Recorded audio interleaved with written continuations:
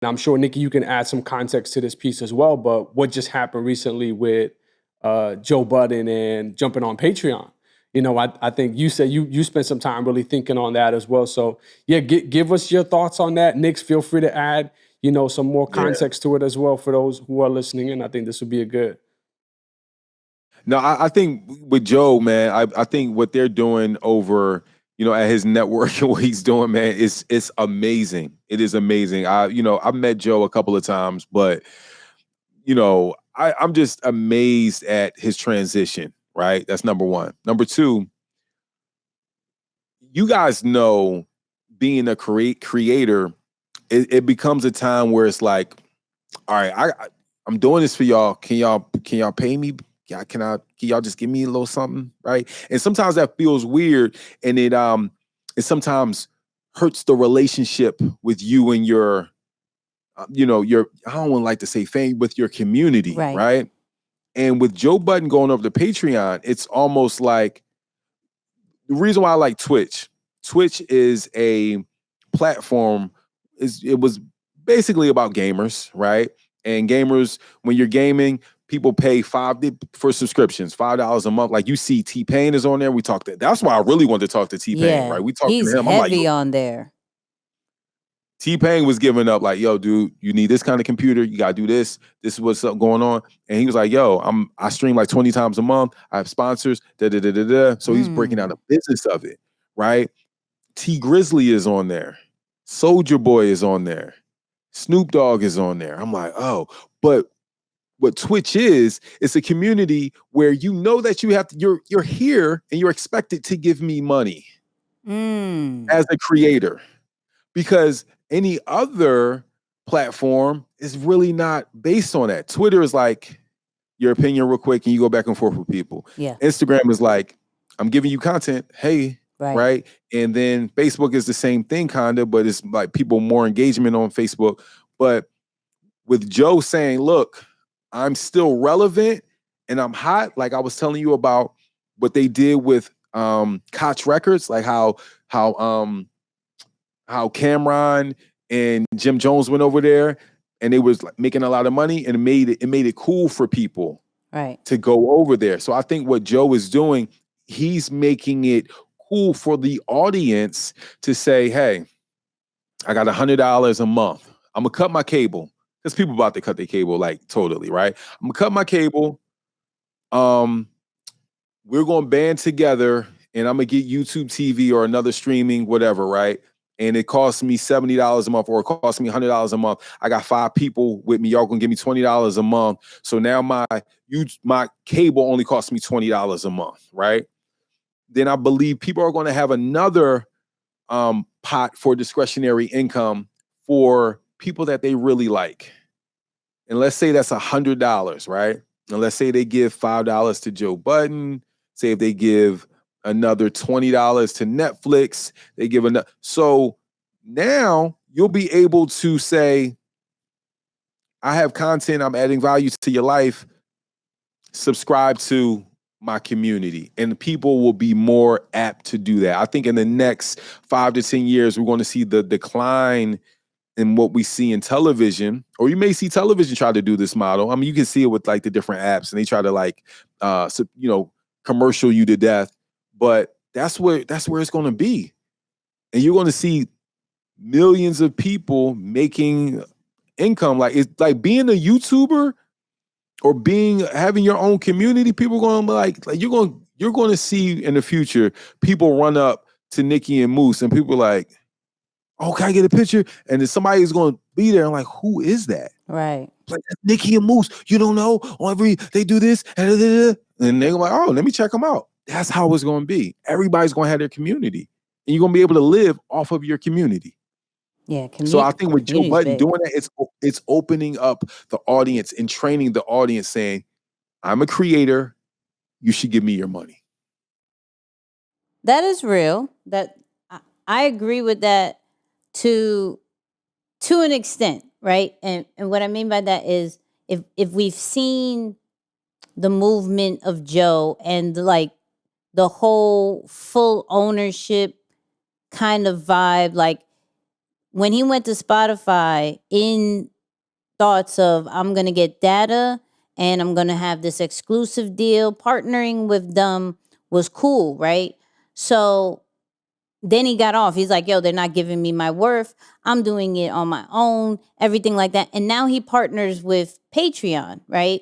Which, for those people who don't know what that is, it is a platform where, like, if we have this podcast, we would do like extra bonus content and give you exclusivity and all that great stuff. And there's different tiers, right? But I was almost confused because I was like, I thought he would actually create something like that on his own, right? And then looking into it, because I believe in community. I believe that people want to support you as you are a creator. Like, because you are adding value to people's lives. And so people do pay for community, people pay for access, and people pay for exclusivity. So he's right on the money with that. He should have had, he should have monetized his community a long time ago, right? But everything's about timing. But I was very shocked that he partnered with another thing.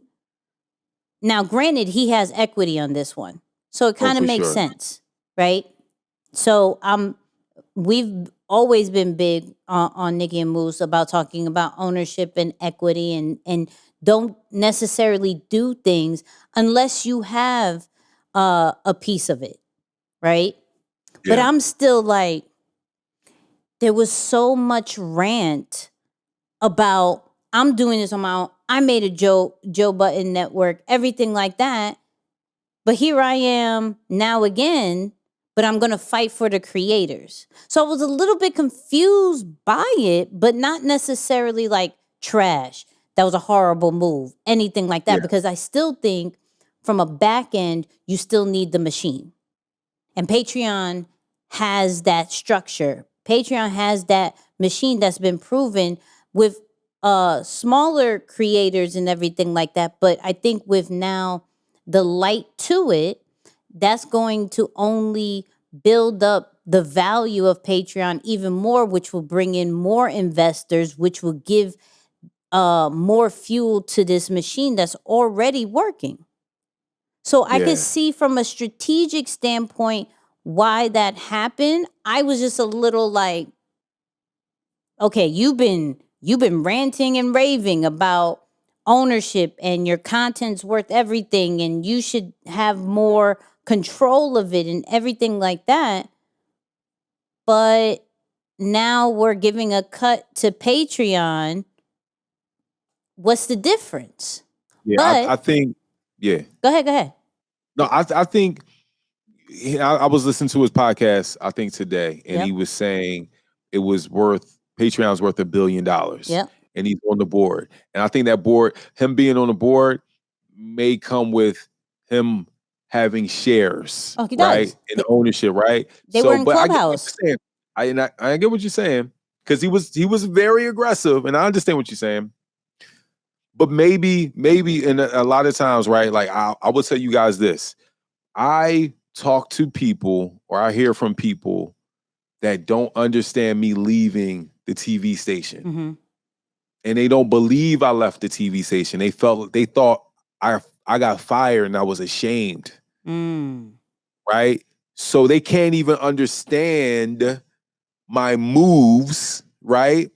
Like, oh, you left? Hold on. So you telling me you left? You got 3 kids, bro. Mm-hmm. You got 3 kids and a wife, and we're in the middle of a global pandemic, and you're telling me you left your job? That's for real. For real? Right. Like, you love to, come on, man. It's TV, bro. Like, you're on television. Like, why would you? I would never. Okay.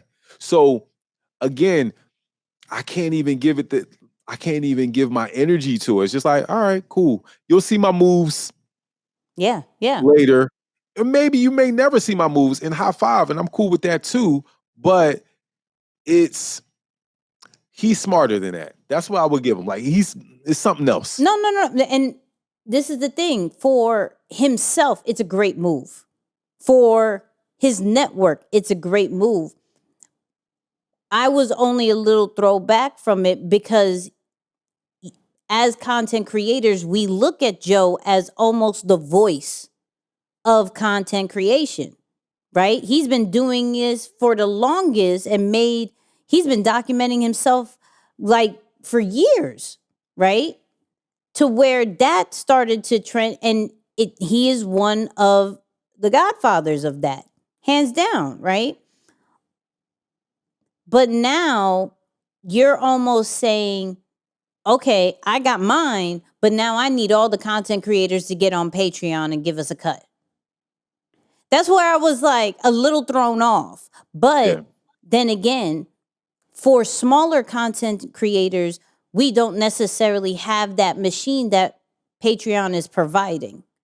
So I see the win. Hold on. I'm sorry, I gotta stop you. Oh. Hey, I know y'all ain't talking about y'all ain't got no machine. No, Nicky and Moose. hold on. Hold on. I didn't say me. All right. I said, wait.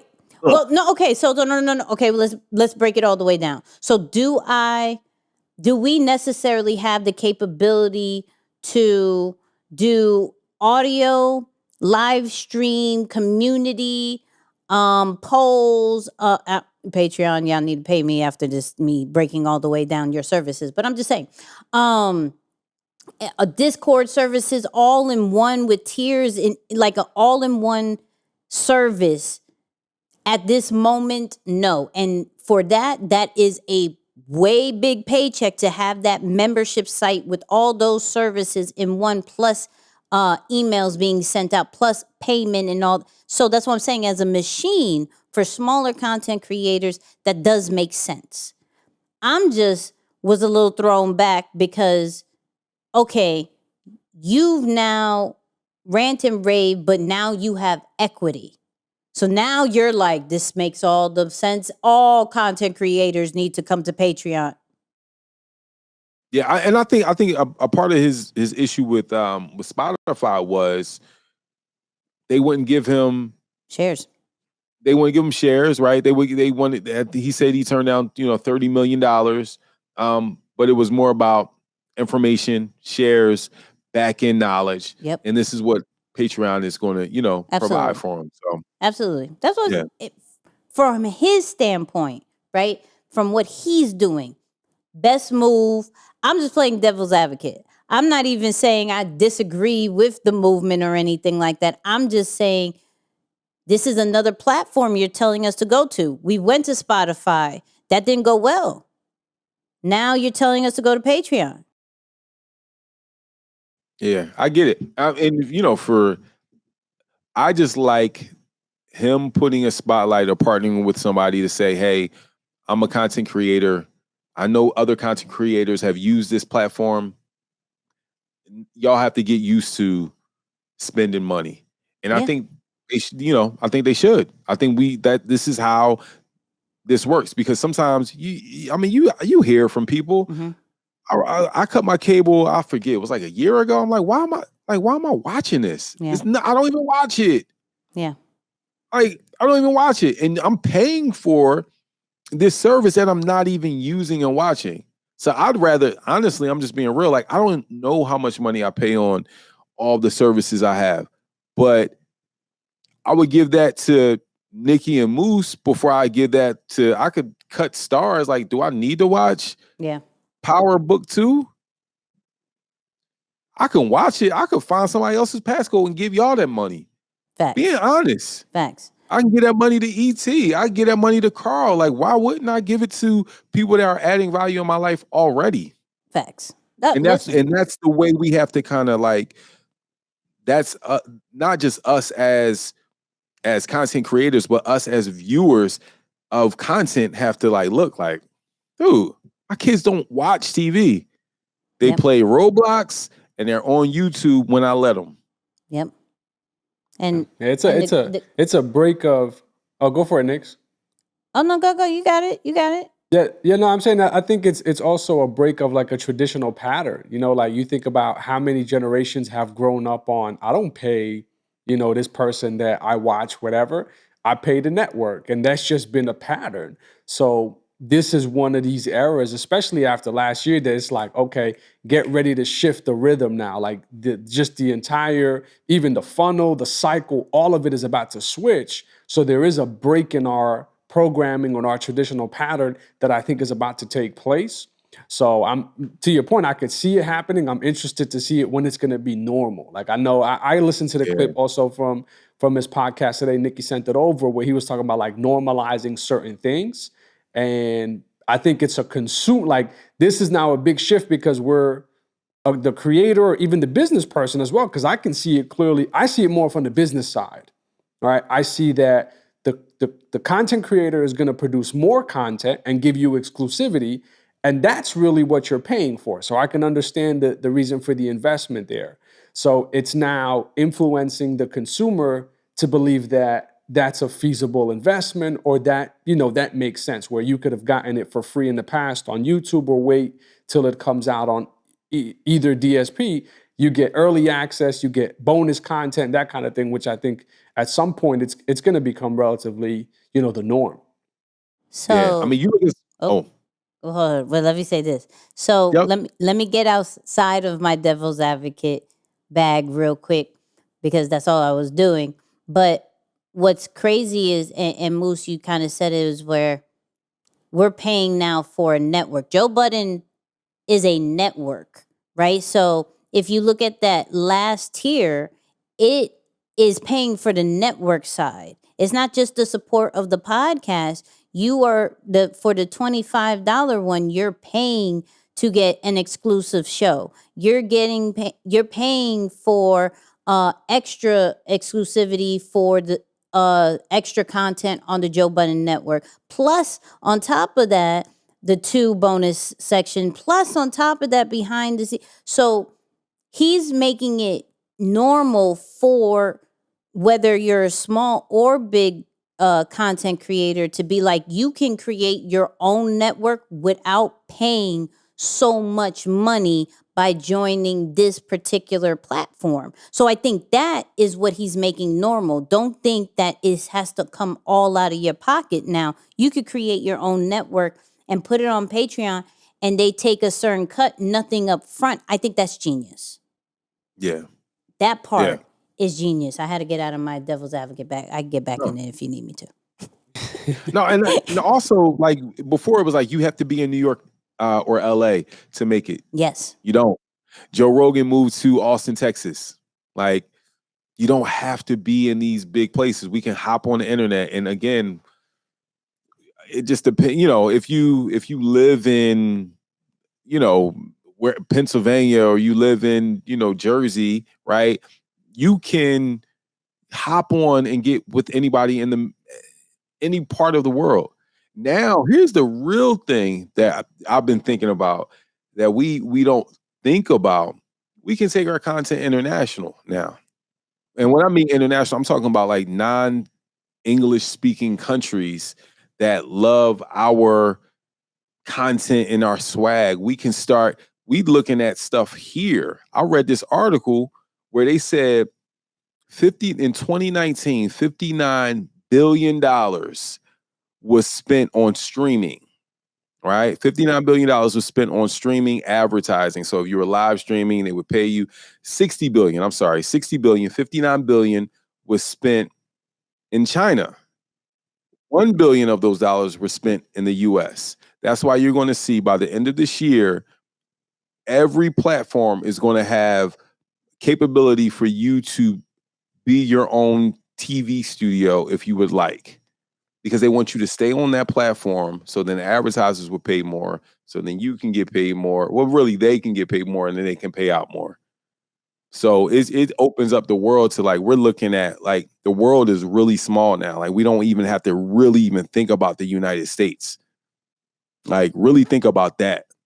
Like we're so United States central, because this is where we're from. But please don't play if you start connecting in, I don't know. I'm just saying for an English speaking country, let's say Ireland, and you start being like the show in Ireland. Like that's possible. It's crazy. Like it's the the fruit, I like to say, the fruit flavor combinations are endless. I'm just saying, like, it's so much that we can do from the comfort of wherever we are. This is true. This is true. Yeah. Hold on.